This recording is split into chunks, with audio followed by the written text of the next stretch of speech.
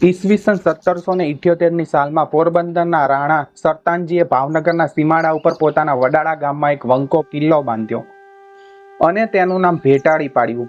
આજ પણ એ કિલ્લાના ખંડેર ગમે તે ઠેકાણે ઊભા રહીને જોઈએ તો એના 3 કોઠા દેખાય, ચોથો અદ્રશ્ય રહે એવી એની રચના કરી હતી. એક દિવસ નવાનગરનો એક ચારણ ત્યાંથી નીકળ્યો. તેને એ કિલ્લો જોવાની માંગણી કરી. કિલ્લાના રખેવાળા મીરમુળુ એને ના પાડી. તેથી નગરનો ચારણ સ્ત્રીને વેશ પહેરીને જામ સાહેબની કચેરીમાં ગયો. જામ સાહેબજીએ પૂછ્યું, કવિરાજ આમ કેમ? ગઢવી બોલ્યો, અન્નદાતા, મારો રાજા બાયડી છે એટલે મારે પણ બાયડી જ થવું જોઈએ ના. ગઢવીએ દુહો કહ્યો, ઊઠ અરે અજમાલરા ભેટાળી કર મોકો, રાણો વસાવશે ધુંબલી જામ માગશે ટૂંકો. જસા જામે બધી હકીકત જાણી. એને ફાળ પડી કે નક્કી જેઠવો વડાળાના ગઢની સહાયથી પાછો ધુંબલીનગર હાથ કરી લેશે. જામ પોતાના જમણા હાથ જેવા યોદ્ધા મેરુ ખાવસને આજ્ઞા કરી કે ભેટાળીને તોડી નાખો. નગરના સેનાપતિ મેરુ ખવાસે રાણાને કહેણ મોકલ્યું, વડાણું ભાંગીશ? રાણાએ જવાબ વાળ્યો, ખુશીથી, મારો મૂળું મેર તમારી મહેમાન ગતિ કરવા હાજર જ છે.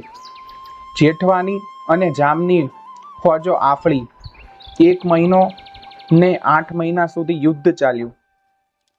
પછી મેરામણ ખાવસે લક્કડગઢ નામના એક હાલી ચાલી શકે તેવો કાષ્ટનો કિલ્લો કરાવ્યો. ધીરે ધીરે લક્કડગઢને ભેટાળીની નજીક લાવતા ગયા. આખરે લક્કડગઢમાંથી નીકળીને જામના સૈન્યએ ભેટાળીની ભીતે ચડવા માંડ્યું. ત્યાં અંદરના મૂળુના સૈન્યની બંદૂકો છૂટી. લક્કડગઢમાંથી હારોહાર ઘણા સમાય એવડા નગારા મૂળું ઉપાડી આવ્યો અને જામની સેનાને નસાડી. જામનું રાવલ નામે ગામ જે નજીક હતું તેમાં મૂળુએ હાંક બોલાવી. જેઠવાના ગામ વડાળા સાથે વેર થયા પછી રાવળ ગામમાં જામની ફોજથી રહેવાતું નથી, કેમ કે મોઢવાડિયો મીરમુળુ એવો જાગ્યો છે કે માથા કાપી લે છે. રવિ ઉગતાની વેળાએ જામ રાજા રાવળ ચડી આવ્યો. ત્યાં હાથમાં ખડગ લઈને મૂળુ મેર અગાઉથી પહોંચી ગયેલો. પોતાના ઉતારા છોડીને લશ્કર બંને બાજુ નાસી છૂટ્યા. પણ મૂછ દાઢીના થોભાના ઠાઠવાળો મિણુંદો મેરનો પુત્ર મૂળુએ નાસ્તો કટકને રોકી રાખે છે. હે મૂળુ, અમને તો લાગે છે કે તારા કપાળમાં કોઈ જોગમાયા દેવીનો વાસ હોવો જોઈએ, કેમ કે તારી સાથે મીઠા મીઠ મળતા જ ભય પામીને મેરુ ખવાસ જેવો જબ્બર નર ભાગી ગયો.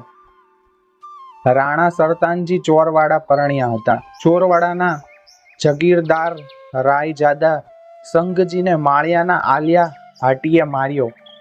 રાણાએ ચોરવાડા હાથ કરવા મૂળુ મેરને મોકલ્યો. ચોરવાડા જીતીને વેરાવળ ઉપર જતા ધીંગાણામાં મૂળુનો હાથ એક કાંડેથી કપાઈ ગયો. મહારાણાએ પૂછ્યું, બોલો મૂળુ ભગત, કહો તો એ હાથ રત્ન જડિત કરી આપું, કહો તો સોનાનો ને કહો તો રૂપાનો. રાજ કચેરીમાં ઊભા થઈને નિર્ભિમાન મૂળુએ જવાબ દીધો, રાણા, કોકદી મારા વંશમાં ભૂખ આવે તો મારા વારસો સોના રૂપાનો પંજો વેચી નાખે, માટે મારી તો પેઢી સુધી તારી એંધાણી રહે એવો લોખંડનો પંજો કરાવી દે. પોતાના ઠૂંઠા હાથ ઉપર રાણાએ આપેલો એ લોઢાનો પંજો ચડાવી મૂળુ ભગત એમાં ભાલું ચાલી રાખતા. જમાઈઓ દીધો હતો તે કમરમાં પહેરતા અને એક નેજો ને 2 નગારા દીધા તે લઈને મૂળુ મેર વર્ષો વર્ષ દશેરાની સવારીની અંદર પોરબંદરમાં મોખરે ચાલતા. આજ મોઢવાડાની અંદર એની 5મી પેઢીએ સામંતભાઈ મેર હયાત છે. સામંતભાઈના ઘરમાં એ નગારા, એ નેજો, એ લીલા હાથવાળો છરો અને એ લોઢાનો પંજો મોજૂદ છે. એ છરાને હાથે ધોઈને પાણી પીવાય. કેટલીક સ્ત્રીઓની પેટ પીડા મટી હોવાનું મનાય છે.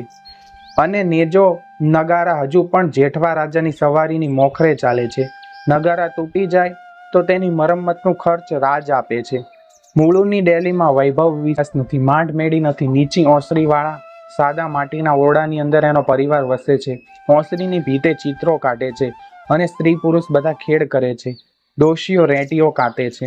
આ વાર્તાના લેખક ઝવેરચંદ મેઘાણી છે અને આ માહિતી સૌરાષ્ટ્રની રસધારમાંથી લેવામાં આવેલ છે. જો તમે આવી જન્ય સત્ય ઘટનાઓ, લોકવાર્તાઓ, પ્રેરણાત્મક સ્ટોરી અને ગુજરાતી લોક સાહિત્ય વાંચવા માંગતા હોય તો આજે જ અમારી ચેનલ આપણું સાહિત્યને સબસ્ક્રાઇબ કરો, વિડીયોને લાઇક કરો, શેર કરો. બાકી મળીશું નવા વિડીયોમાં અમારી ચેનલમાં. ત્યાં સુધી જય હિન્દ, જય ભારત દોસ્તો.